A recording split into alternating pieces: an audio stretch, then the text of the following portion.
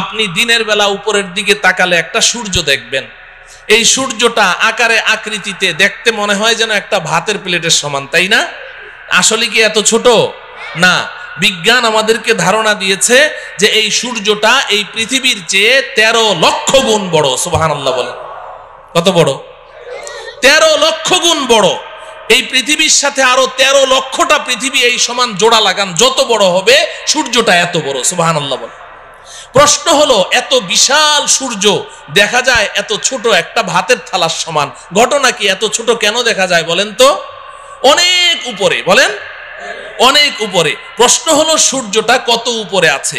বিজ্ঞান আমাদেরকে ধারণা দিয়েছে যে এই সূর্যটা এই জমিন থেকে 9,30,00,000 মাইল উপরে আছে। সুবহানাল্লাহ বলেন। কত উপরে বলেন? 9,30,00,000 মাইল। মুখে তো বলে ফেললাম, কল্পনা করা যায়? 9,30,00,000 মাইল উপরে সূর্য। আচ্ছা যাই হোক, এই সূর্যের দেশে যদি আপনি চলে গেলেন 9,30,00,000 মাইল উপরে, সেখানে গিয়ে কি আমাদের আসল বাড়ি জান্নাতের কোনো সন্ধান পাওয়া গেল? তাহলে আরো উপরে যেতে হবে। যেহেতু আল্লাহ বলেছেন উপরে আছে, তাহলে উপরে আরো উপরে যেতে হবে। চলেন উপরে যাই। সন্ধ্যাবেলা আপনি উপরের দিকে তাকান, দেখবেন যে মিটমিট করে জ্বলছে জোনাকি পোকার মতো। এগুলো কি? তারা। আচ্ছা ভাই বলেন তো দেখি, এই তারাগুলো আকারে আকৃতিতে এই জোনাকি পোকার সাইজ নাকি আরেকটু বড়? তারাগুলো কত বড়? তারাগুলো কত বড়? বিজ্ঞান বলছে যে আকাশের এক একটা নক্ষত্র, এক একটা তারা পৃথিবীর চেয়ে নয়, পৃথিবীর চেয়ে নয়, আকাশের এক একটা তারা সূর্যের চেয়ে লক্ষ কোটি গুণ বড়। এত বিশাল তারা দেখা যায় জোনাকি পোকার মতো। ঘটনা কি? আরো উপরে, বলেন আরো উপরে। প্রশ্ন হলো তারাগুলো কত উপরে আছে? তারাগুলো কত উপরে আছে? বিজ্ঞান এ ব্যাপারে আমাদেরকে কোনো ধারণা দিতে অক্ষম। তবে অনেক গবেষণা করে বিজ্ঞান একটা তারার সন্ধান বের করেছে, যেটা পৃথিবীর সবচেয়ে কাছে, সবচেয়ে নিচের যেই তারকাটি, জমিনের সবচেয়ে কাছে, এটার নাম বিজ্ঞান দিয়েছে প্রক্সিমা সেন্টারাই। বিজ্ঞান বলে প্রক্সিমা সেন্টারাই নামের এই দুনিয়ার সবচেয়ে কাছের যেই তারাটি, এটা এই জমিন থেকে 25 লক্ষ কোটি মাইল উপরে আছে। কত উপরে? 25 লক্ষ না, 25 লক্ষ কোটি মাইল উপরে। 25 কোটিও না, 25 লক্ষও না, কত? 25 লক্ষ কোটি মাইল উপরে হচ্ছে সবচেয়ে কাছের তারা। তাহলে উপরের তারাগুলো কোথায় আছে? বিজ্ঞান বলে এই ব্যাপারে আমরা কোনো ধারণা দিতে পারবো না। তাফসিরে রুহুল বায়ান নামে একটি কিতাব আছে, তাফসিরের কিতাব। তাফসিরে বলেন রুহুল বায়ান, তাফসিরে রুহুল বায়ান। এই কিতাবের মধ্যে আছে, আল্লাহর কুদরত বুঝার জন্য বলছি, আমাদের বিবেকের মধ্যে এতটুকু ধারণ ক্ষমতা নেই বুঝার মতো, আল্লাহর কুদরত একটু বুঝার জন্য বলছি। এই যে স্টেজে লাইট জ্বলছে, এই যে আলো জ্বলছে, এই আলো দৌড়ায় কি দৌড়ায় না? আলো দৌড়ায় না? আপনি টর্চ অন করেন, টর্চ লাইট, সাথে সাথে আলোটা দেখবেন ওই দেয়ালের গায়ে দেখা যাচ্ছে। দৌড় মারলো কিনা? কত মাইল স্পিডে? আলোর গতি কত বলেন? প্রতি সেকেন্ডে, ঘন্টায় না, প্রতি সেকেন্ডে 1,86,000 মাইল দূরে চলে যায় আলো। আপনি চোখের পলক মেরেছেন না, এই চোখের পলকে আলোটা কত দূর চলে যায়? 1,86,000 মাইল। একটু কল্পনা করেন আল্লাহ পাকের কুদরত কত, শক্তি কত। এই আলোর গতিটা মনে রাখেন। এবার তাফসিরে রুহুল বায়ানের মধ্যে আছে, আল্লাহ রব্বুল আলামিন আকাশে এমন অসংখ্য অগণিত তারা সৃষ্টি করেছেন। যেই দিন আল্লাহ পাক ওই তারাগুলোকে সৃষ্টি করেছেন, কত হাজার বছর আগে সৃষ্টি করেছেন আল্লাহ ছাড়া কেউ বলতে পারবে না। যেই দিন ওই তারাগুলো সৃষ্টি করেছেন, ওই দিন প্রত্যেকটা তারা তাদের নিজ নিজ আলো পৃথিবীর দিকে ছেড়ে দিয়েছে। ওই আলোগুলো দৌড় শুরু করেছে প্রতি সেকেন্ডে 1,86,000 মাইল স্পিডে দৌড় শুরু করেছে। আজও সেই আলো পৃথিবীর দিকে দৌড়াচ্ছে, আজও দৌড়াচ্ছে, এখনো পর্যন্ত পৃথিবীতে এসে পৌঁছতে পারে নাই। অতএব কল্পনা করে দেখুন যে আকাশের তারাগুলো কোথায় আছে। আল্লাহ। আচ্ছা, সেই আকাশের তারা যেখানে আছে সর্বোচ্চ তারা ওই পর্যন্ত গেলাম, কিন্তু আসল বাড়ির কোনো খোঁজ খবর পাওয়া গেল? হ্যাঁ, তাইলে আরো উপরে যেতে হবে। যেতে রাজি? এই জমিন থেকে সবার উপরে যেই তারাটি আছে এর উপরে আর কোনো তারা নেই, সৌরজগৎ শেষ, এরপরে মহাশূন্য শুরু হয়ে গেছে। এই জমিন থেকে সবার উপরে যেই তারাটি আছে ওই পর্যন্ত আপনি যেই পরিমাণ পথ অতিক্রম করলেন, সবার উপরের তারাটা পার হয়ে আরো ঠিক এই সমপরিমাণ মহাশূন্য পাড়ি দিয়ে আপনি যদি উপরে যেতে পারেন, সেখানে গিয়ে পাবেন প্রথম আসমানের তলা। কি পাওয়া যাবে? প্রথম আসমানের তলা পাওয়া যাবে।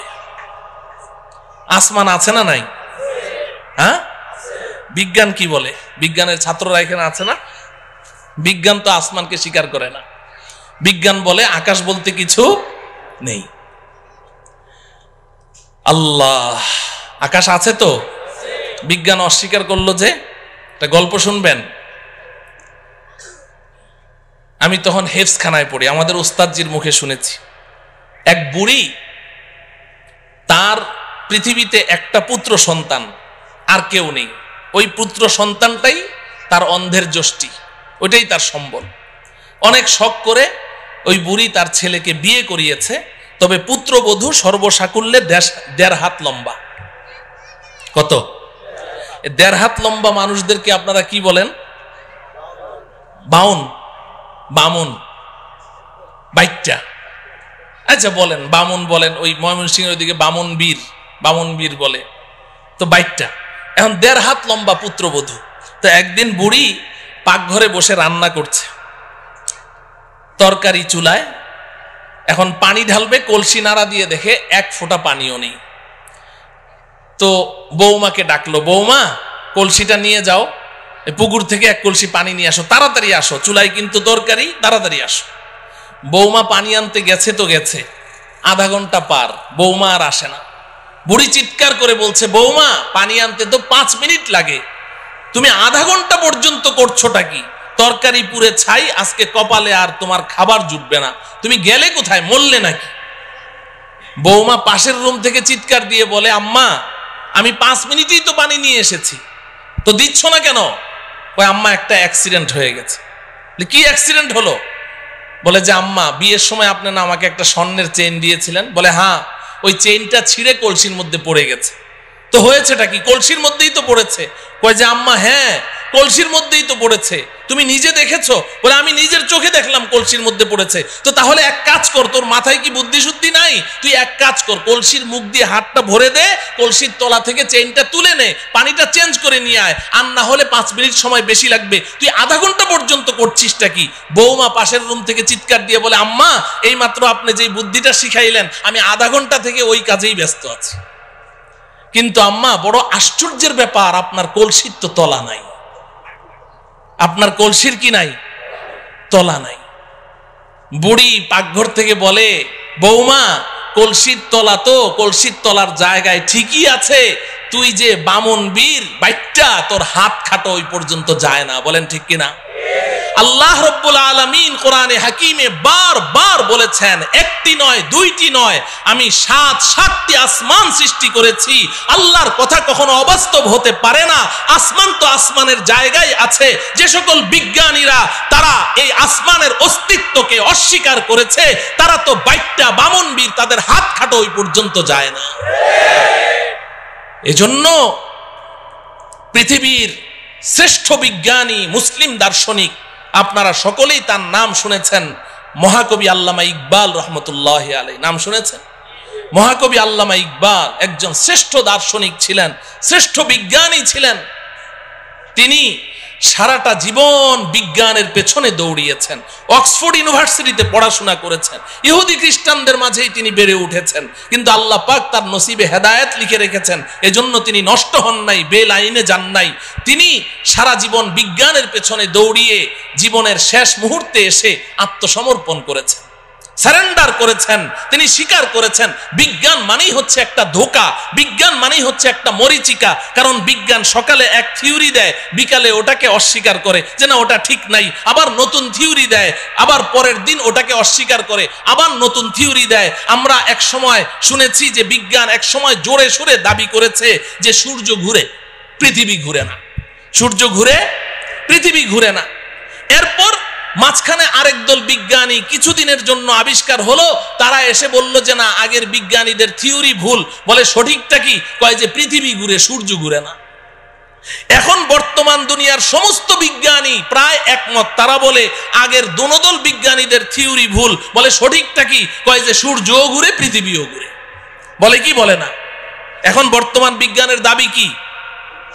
সূর্যও ঘুরে, পৃথিবীও ঘুরে।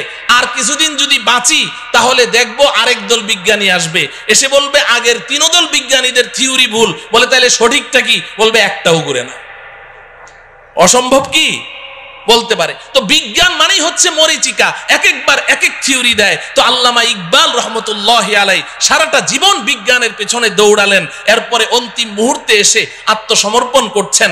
কোই कहता है नहीं है, कोई कहता है कि है, या खबर है या नहीं है तेरी दुनिया का वजूद।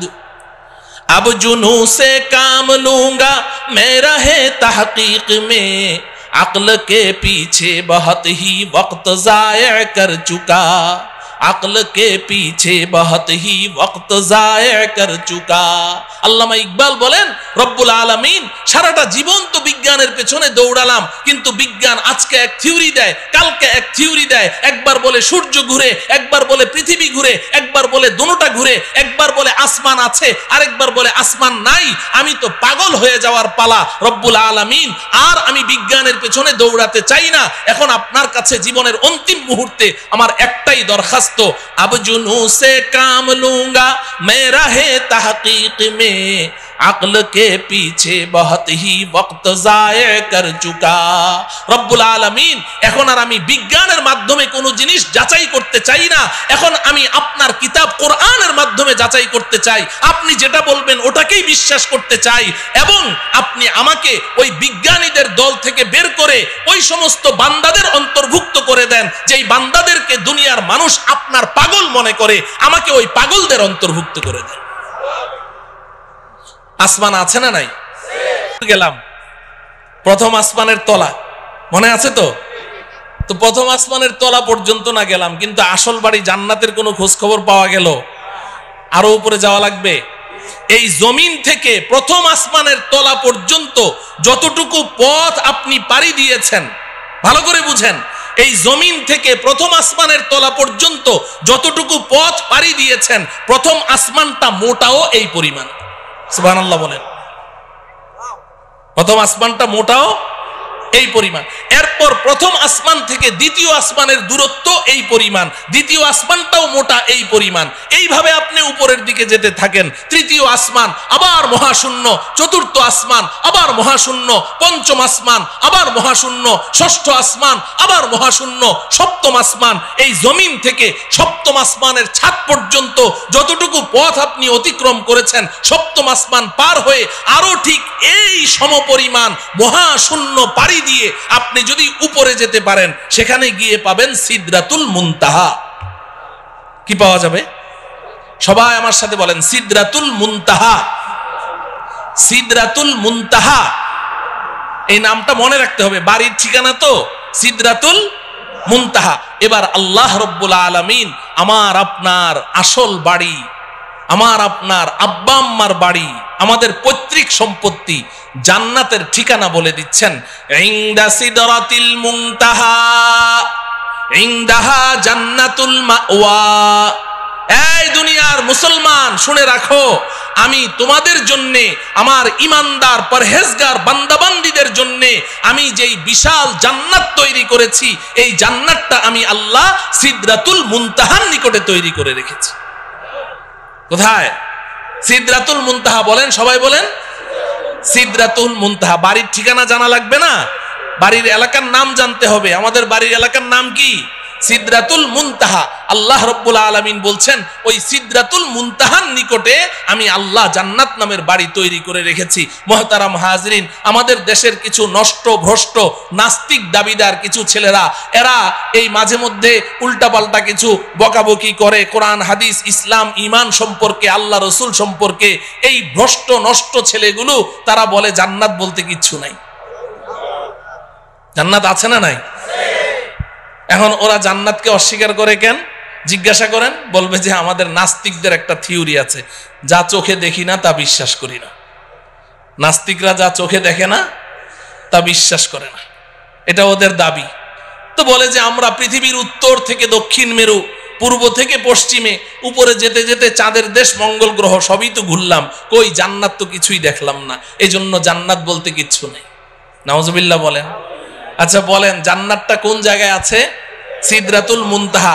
সিদরাতুল মুনতাহা কোথায় আছে বুঝলেন তো?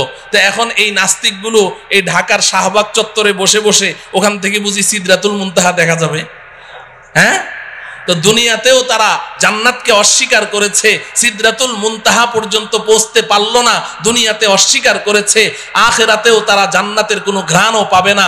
আমরা ইনশাআল্লাহ দুনিয়াতে যেহেতু আমরা বিশ্বাস করেছি, আমাদের জান্নাতের বাড়ির সন্ধান লাভ করেছি, আল্লাহর কথা বিশ্বাস করেছি, রাসূলের কথা বিশ্বাস করেছি, আব্বাজান হযরতে আদমের কথা বিশ্বাস করেছি, ইনশাআল্লাহ পরকালে আমরা আমাদের আসল বাড়ি জান্নাতের মালিক হবই হব ইনশাআল্লাহ। আল্লাহ রব্বুল আলামিন আমাদের সবাইকে আমাদের আসল বাড়ি পর্যন্ত অতি নিরাপদে পৌঁছার তৌফিক দান করুন। তো বাড়ির সন্ধান তো পাইলাম, কোথায় আছে? এখন প্রশ্ন হলো যাব কেমনে? ঠিক কিনা? হ্যাঁ, যাব কেমনে? যাব কেমনে? এতক্ষণ পর্যন্ত ওয়াজ খুব মজা লেগেছে, কারণ এতক্ষণ গল্প করলাম। তো এখন থেকে ওয়াজটা একটু তিতা তিতা লাগবে, শুনবেন তো? হ্যাঁ, আসল ওয়াজ এখন থেকে শুরু। এতক্ষণ কিন্তু ওয়াজ ছিল না, এতক্ষণ গল্প গুজব করলাম, সময় কাটাইলাম। আসল ওয়াজ এখন থেকে। যাব কেমনে, এটার না দরকার, ঠিক কিনা বলেন? আচ্ছা বলেন, নিচ থেকে উপরের দিকে উঠার পদ্ধতি কি? আপনি যদি একটা কুয়ার নিচে পড়ে গেছেন, এখন আপনি উঠতে চান উপরে, হাউমাউ করে চিৎকার করছেন, ভাইরে আমারে উঠাও রে, মল্লাম রে, গেলাম রে। এখন আপনাকে এই কুয়ার নিচ থেকে ওই গর্তের ভিতর থেকে যদি উপরে তুলতে হয়, 4 কাজ করতে হবে। কয় কাজ বলেন? 1 নাম্বার, উপর থেকে একটা রশি ছাড়তে হবে, ঠিক না? মুখস্থ করেন। 1 নাম্বার কি? 2 নাম্বার হলো রশিটা শক্ত হওয়া লাগবে, ঢিলা ঢালা হলে ছিঁড়ে যাবে। 3 নাম্বার হলো যখন রশিটা উপর থেকে ছাড়া হলো, নিচ থেকে ওই রশিটা শক্ত করে চেপে ধরতে হবে, ঠিক কিনা? যদি আপনি সত্যিকারেই উপরে উঠতে চান তাহলে কি করতে হবে? চেপে ধরতে হবে। যদি গাউরা টাইপের হয়, কারণ আমি রশি টশি ধরুম না, উপরে উঠুম, ও কিয়ামত পর্যন্ত উঠতে পারবে নাকি? রশি ধরা লাগবে, ধরতে হবে। 4 নাম্বার শর্ত হলো, যখন রশিটা আপনি চেপে ধরেছেন, এখন উপর থেকে যারা রশি ছেড়েছে দয়া মায়া করে রশিটা ধরে টান মারতে হবে, তাইলে আপনি উপরে উঠে যাবেন, ঠিক কিনা? এই কথাটুকু যখন বুঝে আসলো, এবার আসেন, আমরাও তো আমাদের আসল বাড়ি জান্নাত থেকে অনেক নিচে পড়ে গেছি, অনেক নিচে। কত নিচে এটা কল্পনাও করতে পারবো না, শুনলাম খালি এতক্ষণ ঠিকই। তা আমরা যে নিচে পড়ে গেছি, এখন যদি আমরাও আমাদের আসল বাড়ি জান্নাত পর্যন্ত উপরে উঠতে চাই, তাহলে জান্নাতের মালিক আল্লাহ রব্বুল আলামিন দয়া মায়া করে আমাদের কাছে একটা রশি ছাড়তে হবে। কি ছাড়তে হবে বলেন? রশি ছাড়তে হবে। রশিটা বড় মজবুত হওয়া লাগবে, আমাদের সকলকে ওই রশি চেপে ধরা লাগবে। এবার আল্লাহ পাক যদি দয়া করে টান মারেন, তো সোজা আমরা আমাদের আসল বাড়ি জান্নাতে পৌঁছে যাব। আপনি বলবেন, হুজুর এটা কি বললেন, আগ্রম বাগ্রম কথা, কিছুই বুঝলাম না। এই কথাটাই আল্লাহ রব্বুল আলামিন সূরা আলে ইমরানের 103 নম্বর আয়াতে বলেছেন। সুবহানাল্লাহ বলেন। সূরার নাম কি? আলে ইমরান। বলেন সূরার নাম কি? আলে ইমরান। আয়াত নম্বর কত? 103। মনে রাখবেন, সূরা আলে ইমরান। সবাই বলেন সূরা আলে ইমরান, আয়াত নাম্বার 103। আল্লাহ পাক বলছেন, ওয়াতাসিমু বিহাবলিল্লাহি জামিআন ওয়া লা তাফাররাকু। এই দুনিয়ার মানুষ, শক্ত করে ধরো। ইতাসিমু, আল ইতিসাম মজবুতি কে সাথ পকড়না, শুধু ধরা না। ধরার আরবি ইতিসাম না, ধরার আরবি হলো আখাযা ইয়াখুযু, আখযান মানে ধরা। আল্লাহ পাক খুজু বলেননি, ইতাসিমু বলেছেন, শক্ত করে ধরো। বিহাবলিল্লাহ, আল্লাহর রশি। সুবহানাল্লাহ বলেন। হাবলুল্লাহ মানে কি? আল্লাহর রশি। হাবলুল্লাহ মানে কি? আল্লাহ বলছেন ইতাসিমু বিহাবলিল্লাহ, আল্লাহর রশি ধরো, জামিআন, সবাই মিলে ধরো, একজন দুইজন না, এই রশি ছিঁড়ার কোনো সম্ভাবনাই নাই, সবাই মিলে ধরো। ওয়ালা তাফাররাকু, আল্লাহর রশি ধরতে গিয়ে আপোষের মধ্যে বিচ্ছিন্ন হয়ে যেও না। সুবহানাল্লাহ বলেন। বুঝে থাকলে বলেন। সূরা আলে ইমরানের 103 নম্বর আয়াতে আল্লাহ পাক আমাদের সবাইকে কি ধরতে বলেছেন? কার রশি? কার রশি? সবাই বলেন কার রশি? আল্লাহর রশি ধরতে বলেছেন। তো ধরতে রাজি আছি তো? এখন প্রশ্ন হলো, আল্লাহ তো রশি ধরতে বলেছেন, রশিটা ছাড়লো কে? ছাড়লেন কে? রশিটাকে শক্ত বানাইলো কে? রশি ধরে টান মারবে কে? আমাদের কাজ কি? কথা বলে না। ধরা আমাদের কয় কাজ? বাকি 3 কাজ কার? ওই 3 কাজের ওয়াজের দরকার নেই, ওটা তো আল্লাহর কাজ। আমাদের কাজ কয়টা? তাইলে এখন প্রশ্ন হলো, ধরবো কেমনি? এই আমার ওয়াজ শেষ, রশিটা কি বাড়িতে যাইতে হবে না? ধরবো কেমনি? ধরার সিস্টেম লাগবে কি লাগবে না? নাকি সব ধরা একরকম, যে যেমনি চাই এমনি ধরলে হবে? না, এমনি ধরলে হবে না। আমি এক বক্তার ওয়াজ শুনেছিলাম ছোটবেলায়, গান শিখায়, গানের ওস্তাদ, বুড়া চিকনা চাকনা, আর ছেলে হইলো একেবারে নওজোয়ান তাগড়া। ও বলে ব্যান্ড সঙ্গীত শিল্পী হবে। ব্যান্ড সঙ্গীত কি জিনিস এটা যুবকদেরকে তো বুঝাইতে হবে না, বুড়ারা তো বুঝবেই না, ভ্যা ভ্যা করে চিল্লায় যে ব্যান্ড সঙ্গীত। এখন ওই ব্যান্ড সঙ্গীত শিল্পী হবে। এখন ওই বুড়া ওরে যতই গান শিখায়, ওই জোয়ানের গলা হইলো একটা বুড়া বকরির গলা, ফাটা বাস, ওটা দিয়ে কোনো গান বাইরে হয় না। তো একদিন ওই উস্তাদের মন টন খারাপ, ছাত্র কয়, উস্তাদ মন খারাপ কে? কয় যে তুই আমার সুরটা একটু ধরতে পারলি না, এই জন্য আমার মন খারাপ। কি করতে পারলি না? সুরটা একটু ধরতে পারলি না। এখন ছাত্রটা ছিল আমার মতো একটু বোকা শোকা, ও চিন্তা করে যে স্যারের সুরটা ধরতে হবে, তো এইটা স্যার আগে বললো না আজকে বলছে, তো অনেক চিন্তা ভাবনা করলো যে সুর কেমনে ধরা যায়। পরে ওর মাথায় বুদ্ধি আসলো, আরে সুর তো স্যারের গলা দিয়ে বাইর হয়। ও উঠে স্যারের গলা একদম সজোরে চিপে ধরেছে, এমন জোরে চেপে ধরলো, ধরে বলে যে স্যার আজকে 6টা মাস আপনি এত কষ্ট করলেন, আপনি প্রথম দিন বলতেন আমি প্রথম দিনই ধরে ফেলতাম। এখন আজকে আমি ধরেছি, আমি আর আজকে সুর ছাড়ছি না, আপনার যতক্ষণ মন ভালো না হবে আমি সুর ছাড়বো না। স্যারের জিহ্বা এতখানি বের হয়ে গেছে। এখন স্যার তো কথাবার্তা বলতে পারে না। এখন স্যার যত উ আ করে বুঝাইতে চেষ্টা করেছে, বেটা সুর ধরার সিস্টেম তো এটা না, তুই সিস্টেম লস করেছিস, কিন্তু কথা তো বলতে পারে না, ও আ করে। তো ওই ছেলে মনে করেছে জুইত মতো ধরা হয় নাই, ও আরো শক্তি দিয়ে চেপে ধরেছে, তো 10 মিনিটের মধ্যে স্পট ডেড, ওখানেই শেষ। এটা বুঝি সুর ধরার সিস্টেম? কথা বলে না। তাহলে ধরায় ধরায় বেশ কম আছে, ধরায় ধরায় বেশ কম আছে। তো এখন আল্লাহ রব্বুল আলামিন তো বললেন যে আমার রশিটা চেপে ধর। 1 নম্বর হইলো রশি চিনতে হবে, নাকি রশি চিনা লাগবে না? 2 নম্বর হলো রশি ধরার সিস্টেম জানতে হবে। কয়টা কথা? 2টা কথা। 1 নম্বর হলো রশি চিনতে হবে, বলেন 1 নম্বর কি? 2 নম্বর কি? রশি ধরার সিস্টেম, নাকি চিনা লাগবে না? রশি চিনা লাগবে। আমাদের দেশের কিছু ভাই তো রশি চিনতে ভুল করে ফেলেছে। এই বেচারারা সূরা আলে ইমরানের 103 নম্বর আয়াত পড়ে এখন পেরেশান, আল্লাহর রশি কোথায় পাওয়া যায়? কারণ রশি না ধরলে তো আর বাড়িতে যাওয়া লাগবে না, রশি তো ধরাই লাগবে। এখন খুঁজতে খুঁজতে অস্থির, কোথায় রশি পাওয়া যায়, কোথায় তো রশি নাই। পরে চিন্তা করলো যে কোরআন নাজেল হয়েছে মক্কায়, আচ্ছা ওখানে যাই। হজ করতে গেছে, মক্কা মদিনা পুরা ঘুরে আসলো, কেউ রশি চিনে না। দেশে আসার পরে মন টন খারাপ, রশি ধরতে পারলাম না, তাইলে তো আর জান্নাতের বাড়িতে যাওয়া হবে না। পরে দেখে সর্বনাশ, এই পাশের জেলায় ফরিদপুর গেলেই তো রশি পাওয়া যায়। কোথায়? কথা বলে না। আছে না নাই? কয়টা? কয়টা? কয় যে পাইছি, একে জন্মের মতো গিয়ে চেপে ধরে। ও আমার প্রিয় ভাইয়েরা, আপনাদের বিবেকের কাছে জানতে চাই, আল্লাহ তাআলা এমন রশির কথা বললেন যেই রশি পৃথিবীর কোথাও নাই, মক্কায়ও নাই, মদিনায়ও নাই, ফরিদপুর জেলায় গেলে পাই। এই রশি কি সেই রশি? এই রশি কি সেই রশি? তাইলে কি আমরা সবাই একমত হতে পারি যে আমাদের যে সমস্ত ভাইয়েরা ওই ফরিদপুরের 8 রশিতে গিয়ে হাত দিয়েছে, তারা রশি চিনতে ভুল করেছে? যদি এই এলাকায় কেউ থাকেন, আজকে তওবা করবেন, আজকে তওবা করবেন। করবো তো ইনশাআল্লাহ। ওই রশি না রে ভাই, আল্লাহর রশি কি এটা আগে চিনতে হবে। তাফসিরের কিতাব খুলেন, আমার কথা শোনার দরকার নেই, আমি তো সূরার নাম আয়াত নাম্বার বলে দিয়েছি। আপনি যে কোনো একটা গ্রহণযোগ্য তাফসিরের কিতাব খোলেন, সব মুফাসসিরিনে কেরাম এক কথা বলেছেন, এখানে কেউ 2 কথা বলেন নাই। তারা পরিষ্কার বলে দিয়েছেন হাবলুল্লাহি আল কুরআন, আল্লাহর রশির নাম হলো আল কুরআন। সুবহানাল্লাহ। আল্লাহর রশির নাম কি? আল্লাহর রশির নাম কি? তাইলে রশিটা কি আল্লাহ ছেড়েছেন না এখনো ছাড়েন নাই? হ্যাঁ, ছেড়েছেন। এখন কি করা লাগবে আমাদের? ধরা লাগবে। তাইলে এখন শেষ ওয়াজ হইল ধরবো কেমনে, ঠিক কিনা? শেষ ওয়াজ কি, ধরবো কেমনে? আচ্ছা দেখেন, এই যে আমার সামনে রশি আছে, এই যে রশি ধরলাম, এই যে দেখেন রশি ধরলাম, তো আঙ্গুল লাগে কয়টা? হ্যাঁ, কেউ যদি বলে যে আমি 5 আঙ্গুল দিয়ে ধরুম না, 4 আঙ্গুল দিয়ে ধরুম, তো ঝুলে থাকতে পারবে? টান মারলে ঝুলতে পারবে? 2 আঙ্গুল দিয়ে ধরলে? 5 আঙ্গুল দিয়ে যদি ধরি, এবার মাইকম্যানকে বলেন রশি টান দিবে, রশি ছিড়বে, আমার হাত ছুটবে না, ঠিক কিনা? তাইলে শক্ত করে ধরতে হইলে আঙ্গুল লাগে কয়টা? আল্লাহর রশি ধরতেও আঙ্গুল লাগবে 5টা। সুবহানাল্লাহ বলেন। এখন আমি এই 5টা আঙ্গুলের নাম বলবো, সবাই মুখস্থ করবেন। বাকি 5 আঙ্গুলের ওয়াজ আর করা আজকে হবে না, পাশেই তো থাকি, আরেকবার আসমুনি যদি আল্লাহ তৌফিক দেয়।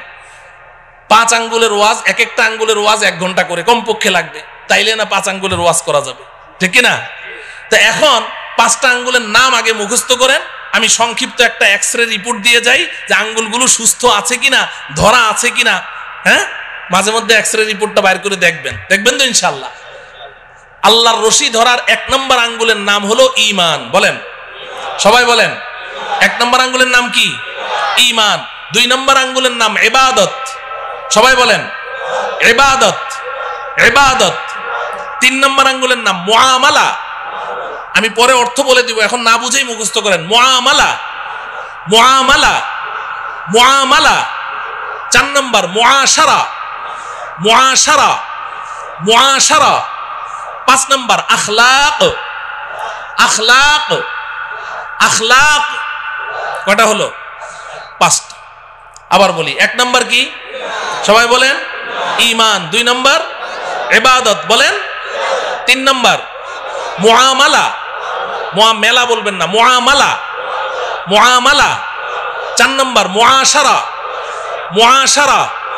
5 নম্বর আখলাক। কয়টা হলো? এই 5টা আঙ্গুল লাগবে, এই 5টা আঙ্গুল লাগবে। আপনারা সবাই শিক্ষিত মানুষ, সমজদার মানুষ, আপনারা বুঝে ফেলেছেন যে এই আঙ্গুল সেই আঙ্গুল না, ঠিক কিনা? রক্ত মাংসের আঙ্গুল না। তার মানে কি, এই যে 5টা কথা বললাম, ইসলাম এই 5টা সেক্টরে বিভক্ত। এই 5-এর বাইরে আর ইসলাম নাই। আমাকে, আপনাকে, প্রত্যেককে এই 5ও সেক্টরে খাঁটি মুসলিম হতে হবে। তাহলে 5টা আঙ্গুল সহি শুদ্ধ আছে, আল্লাহর রশি ধরা আছে। এবার অপেক্ষায় থাকেন, আল্লাহ টান মারবে, ঝুলে থাকবেন, তো সোজা আসল বাড়ি জান্নাতে পৌঁছে যাবে। এই 5টা আঙ্গুল সুস্থ সবল রাখবো তো ইনশাআল্লাহ। 1 নম্বর আঙ্গুলের নাম কি? ঈমান। বলবেন যে হুজুর, ঈমান তো সবাই জানি, সময়ও যেহেতু শেষ, ঈমানের ওয়াজ তো দরকার নাই, নামাজ রোজা না পড়তে পারি, কিন্তু ঈমানটা তো পাক্কা, অতএব ঈমানের ওয়াজের দরকার নাই। না আছে? হ্যাঁ, ঈমানের ওয়াজের দরকার আছে, খুব বেশি ঈমানের ওয়াজের দরকার। ঈমানের ওয়াজ বেশি করে করা দরকার। বর্তমান দুনিয়ার মুসলমানরা ঈমানের ব্যাপারে ধোঁকার মধ্যে আছে। ঈমানের ব্যাপারে কি আছে? ধোঁকার মধ্যে আছে। ঈমানের ওয়াজ বেশি করে করতে হবে, ঈমান বুঝতে হবে। আমরা মুখে মুখে তো কত কথাই বলি। আমাদের বাংলাদেশের অধিকাংশ মুসলমান, এরা মনে করে ঈমান মানে আল্লাহকে বিশ্বাস, স্রষ্টাকে বিশ্বাস করা। এরা মনে করে ঈমান মানে নবীজি সাল্লাল্লাহু আলাইহি সাল্লামকে বিশ্বাস করা। তা আমি তো আল্লাহকেও বিশ্বাস করি, নবীকেও বিশ্বাস করি, পরকালকেও বিশ্বাস করি, দ্যাটস এনাফ, আমি একজন খাঁটি ঈমানদার। যার কারণে নামাজ নাই, রোজা নাই, হজ নাই, যাকাত নাই, কোরআন কিতাব, আল্লাহ রসুল কিচ্ছু নাই, কিন্তু খাঁটি ঈমানদার, ঠিক কিনা? সমাজে এই জাতীয় মুসলমান আছে না নাই? কম না বেশি? 95%। তো যে কথা বলছিলাম, তাইলে 1 নম্বর আঙ্গুলের নাম কি? সব ক্ষমতা কার হাতে? সব ক্ষমতা কার হাতে? নাকি জনগণের হাতে? সব ক্ষমতার উৎসকে জনগণ না আল্লাহ? আল্লাহ। সব ক্ষমতা কার হাতে? সন্তান দেওয়ার মালিক কে? তাইলে সন্তান না হইলে শাহ আলী মাজারে যাবেন? হ্যাঁ, যায় না মুসলমানরা? যায়। শাহ আলী বাবা কি সন্তান দিতে পারে? আপনি সন্তানও হারা, আর শাহ আলী বাবার কাছে গিয়ে যখন বলবেন যে একটা সন্তান চাই, তখন হইবেন ঈমান হারা। সন্তানও পাইলেন না, ঈমানও পাইলেন না, কট্টর একটা কাফের হয়ে বের হইলেন, আমও গেল, ছালাও গেল। কথা বুঝে আসছে? তাইলে পীরের কাছে চাওয়া যাবে? জিন্দা পীরের কাছে চাওয়া যাবে?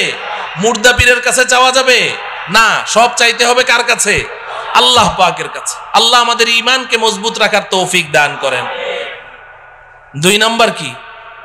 2 নম্বর আঙ্গুল কি? ইবাদত। ইবাদত নামাজ কি? কথা বলে না। রোজা কি? যাকাত কি? হজ কি? ইবাদত। কোরআন তেলাওয়াত, জিকির আজকার, দান খয়রাত, সব মিলে আঙ্গুল কয়টা? এটা বুঝেন, ভালো করে বুঝেন, খুব বুঝেন। নামাজ, রোজা, হজ, যাকাত, কোরআন তেলাওয়াত, জিকির আজকার, দান খয়রাত সব মিলে আঙ্গুল কয়টা? একটা।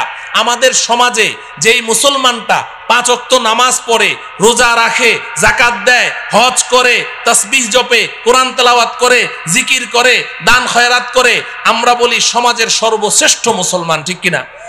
হ্যাঁ, কিন্তু আঙ্গুল কয়টা? এই 1 নম্বর ইমানের আঙ্গুল আর 2 নম্বর ইবাদতের আঙ্গুল নিয়ে যেই মুসলমান আছে তাকেই আমরা সার্টিফিকেট দিয়ে দিচ্ছি সে একেবারে শ্রেষ্ঠ মুসলমান, বাকি 3 আঙ্গুলের খবর নেই। এই কারণে আজকে সমাজের অনেক মুসলমান এমন আছে নামাজ পড়তে পড়তে মাথার মধ্যে ঘা ফেলে দিয়েছে, বাজারে গিয়ে ভেজাল মাল বিক্রি করছে, যুগ যুগ ধরে সুদ খাচ্ছে, যুগ যুগ ধরে সুদের সাথে জড়িত, যুগ যুগ ধরে ঘুষের সাথে জড়িত, হারাম মাল বিক্রি করছে, কিন্তু আবার নামাজও পড়ছে। কারণ সে মনে করে যে আমি তো পাক্কা মুসলমান, এগুলোর মধ্যে আবার ইসলাম আসলো কোত্থেকে? মুআমালা ঠিক নাই, আছে না নাই? হ্যাঁ মুহতারাম হাজিরিন, তাইলে ইবাদতের মধ্যে সর্বশ্রেষ্ঠ ইবাদতের নাম কি? কথা বলে না। নামাজ না পড়লে ঈমান থাকে? বলে যে হুজুর নামাজ না পড়লে কি হবে, আমার ঈমান ঠিক আছে। আগে তো হাসতে হাসতে বলতো, এখন সিরিয়াসলি বলে যে হুজুর নামাজ না পড়লে কি হবে, আমার ঈমান ঠিক আছে। নামাজ না পড়লে ঈমান ঠিক থাকে না তো ভাই।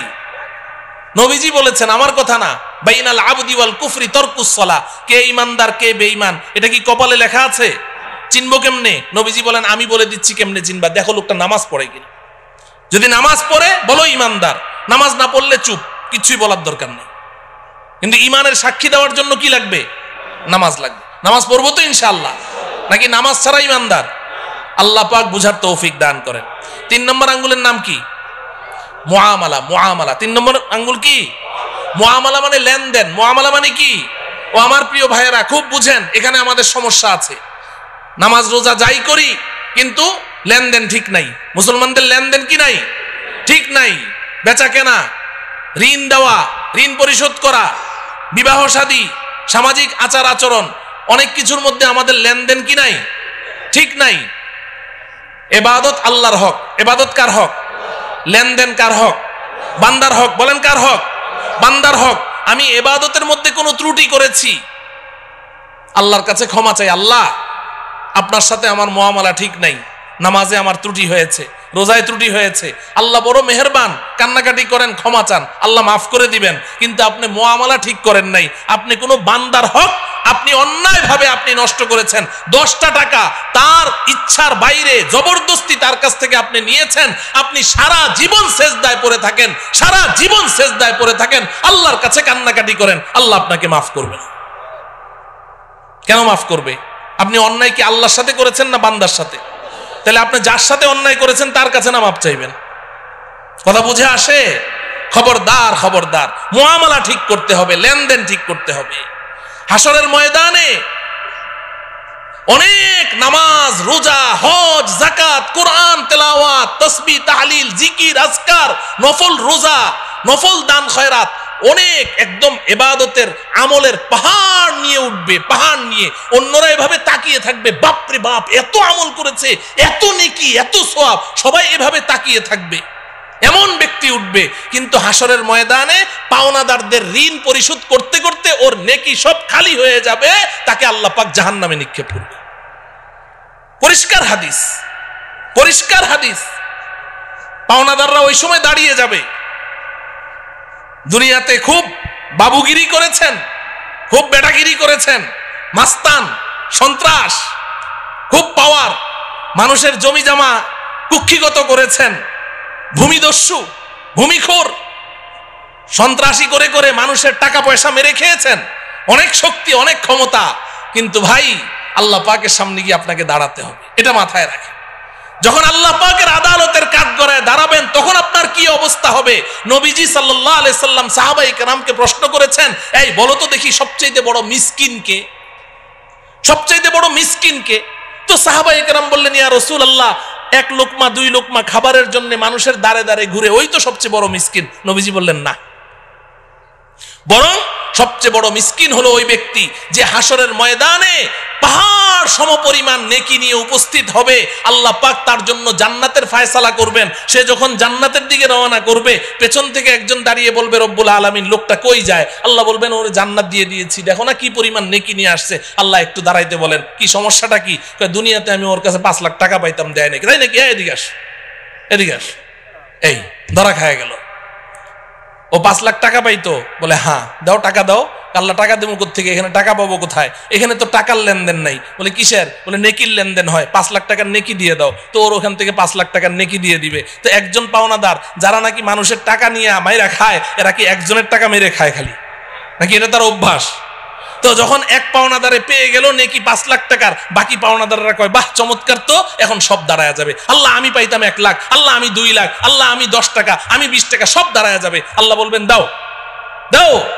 এই নেকি পরিশোধ করবে, ওই ঋণ পরিশোধ করতে করতে এক পর্যায়ে তার নেকি শেষ হয়ে যাবে। নবীজি বলেন, পাওনাদারদের সিরিয়াল এখনো রয়ে গেছে, নেকি শেষ। এবার আল্লাহ রব্বুল আলামিন বলবেন, দাও। আল্লাহ শেষ, দিব কোত্থেকে? ও আচ্ছা নাই, তো এক কাজ করো, তোমরা যে যত টাকা পাও ওই অত টাকার গুনাহ ওর আমল নামায় দিয়ে দাও। নাউজুবিল্লাহ বলেন। ও আমার প্রিয় ভাইয়েরা, বুঝেন বুঝেন, বুঝতে চেষ্টা করেন। এগুলো কোনো আরব্য উপন্যাসের কথা বলছি না, গল্প কাহিনী বলছি না, এটা হাদিসের কথা বলছি, রাসূলের কথা বলছি। কোনো উপায় থাকবে না, এখনো ঠিক করেন লেনদেন, এখনো ঠিক করেন। 1টা টাকা কেউ পায়, 2টা টাকা পায়, 5টা টাকা পায়, অন্যায় ভাবে নিয়েছেন, তাড়াতাড়ি পরিশোধ করেন, কোনো উপায় থাকবে না, কোনো উপায় নাই। এখানে কারো সুপারিশ চলবে না, দেওয়াই লাগবে, না হলে জাহান্নাম।